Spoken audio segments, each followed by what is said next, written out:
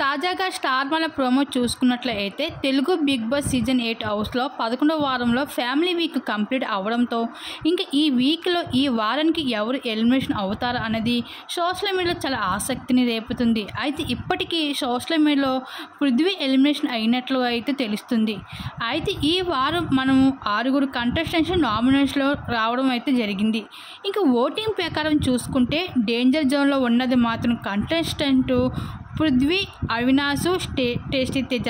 అయితే వీళ్ళ ముగ్గురులో 90% ఒకరు అయితే ఎలిమినేషన్ అవ్వాలి. అయితే వీళ్ళ ముగ్గురు కూడా 90% ఒకరైతే ఎలిమినేషన్ అవుతారు.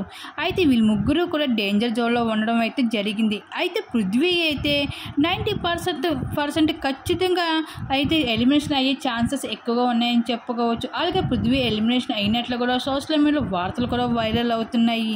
మరి బిగ్ బాస్ హౌస్లో పృథ్వీ ఎలిమినేషన్ అయ్యి బిగ్ బాస్ హౌస్ని వదిలి బయటికి వచ్చేయడంపై ఒకవేళ అయితే మీరేమనుకుంటున్నారు? మీ అభిప్రాయం తప్పకుండా కామెంట్స్ షేర్ చేసుకోండి.